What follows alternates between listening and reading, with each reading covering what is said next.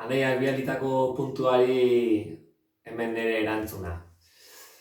Komuna omen dezu dizdiraz betea, hilek izkurrak biltzen joaten zait astea, ezer egiteak sortzen du nekea, komenie unero zerbait egitea, norberak norberari brillo ematea, norberak norberari brillo ematea.